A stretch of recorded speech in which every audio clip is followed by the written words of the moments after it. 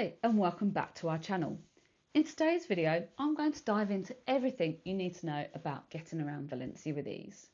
From hopping on the metro and cruising around on the bike to walking or taking the bus, we'll also include some top money saving transport tips to help you travel affordably.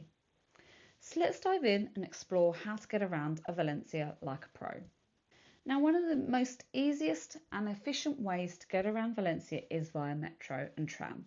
That was actually our favourite mode of transport. It's clean, modern and super affordable. Now, Valencia's metro and tram network is well connected and runs through the city, includes the beaches and out into the suburbs, and even to and from the airport, which comes in handy. We've created a whole video on how to get from the airport to Valencia city centre. You can check that video above. Now, we use the metro and tram for most of our trips. Now, at first glance of the metro and tram map, it might actually look a little confusing. So let me break it down quickly for you. So if you're flying into Valencia, the metro line 3 and 5 will get you straight from the airport to the city centre. It should take you around 25 minutes and it's super reliable, stress-free and cheaper than a taxi. Now, if you're looking for some sun and sea, then the tram network is going to be your best friend. Hop on the tram to take you to Playa de la Malvarosa or Playa de las Arenas. It's a lovely ride and will drop you off minutes from the sand. Up next, let's talk about Valencia's local bus network. They're super frequent, reliable, and they'll take you to places that the metro and tram don't reach. Now, while we didn't use the bus much in Valencia, as we did in Barcelona, it's still one of the easiest ways to get around. The best way to navigate the bus system is with Google Maps. We could locate the closest bus stop, and the next bus, we could even tell how many stops until we needed to get off, and we could watch in real time. But you do need internet connection unless you download offline maps. Don't overlook using the bus, as it's a fantastic way to explore Valencia and to get you from point A to point B. So you should have a good understanding of what public transport options are available and how you might be able to get around Valencia. Let's go into a bit more detail about the ticket options available, as you have a few to choose from. So firstly, you could purchase a single ticket for each journey you make. This would be ideal if you're planning on hopping on 1 or 2 short journeys. Or you could purchase a Summa card. I've got one here. This is exactly what we used on our trips to Valencia. It's a rechargeable card that you could preload with a set number of trips. And you can use one card for the whole party, assuming you have enough trips. So as I said, we use the one Summa card for 10 trips preloaded for both of us. So I'll go into more detail about how to pick up a Summa card. So I just wanted to touch on briefly, as this was one of our most frequently asked questions, and that is, how do you use the one card between the two of us? So basically what we did was we'd preload the card with 10 trips, so that works out to be about 5 trips per person. And all we did was I would tap the card and Shams would walk through the gates, and then I would tap the card, I'll walk through the gates.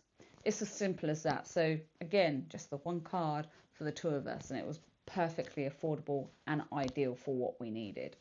So how do you pick up a Summa card? To be honest, it's super easy. You just grab them at any metro station and you top them up through the machines. The machines are in English, Spanish, and I believe the other language was French. We've done a video on how to purchase and top up a Summa card. All you do is just click the link above. And finally, there's the Valencia Tourist card. This is an all-in-one option. So it gives you unlimited access to public transport within a given period of time, such as 24, 48 or 72 hours. Plus, it offers free or discounts on entry to museums, attractions and even restaurants. So this would be ideal if you're packing in a lot of sightseeing and planning to use public transport a lot. To grab the Valencia Tourist card, I've popped a link in the description below. Now, if you're looking for a different way to get around Valencia that's fun and eco-friendly, that's where you can hire a bike. Valencia is one of the most bike and e-scooter friendly cities we visited. There's plenty of dedicated cycle lanes to use, or you could go off-ride and cycle through scenic parks, especially Turia Gardens. You could hire a bike from bikebooking.com. Now they specialise in bikes, motorbikes and scooters, including bicycles. So you can check out rates and availability. I've popped a link in the description below. So whether you're pedalling along the beach promenade, zipping through Turia Gardens or just riding between sites, cycling in Valencia is such a fun way to explore the city. Now stick with us because up next we're slowing things down and we're going to hit the streets on foot to discover the best walking routes and hidden gems in Valencia. Now sometimes the best way to truly soak up a city is just to walk it, and in Valencia you'll want to take the time on foot, especially around the old town, which is compact, charming and packed with hidden gems. Seriously, Valencia is such a walkable city. Most of the main attractions are close together. But just a quick tip from our experience, we'd recommend wearing comfortable shoes. Valencia's old town is full of cobbled streets, and while they're totally beautiful and full of character, your feet are going to feel it by the end of the day. A couple of our favourite walking routes is through the old town and Turia Gardens. That's the magic of walking. You'll notice the little things more and discover hidden gems along the way. So take your time, get lost a little and just enjoy the rhythm of the city.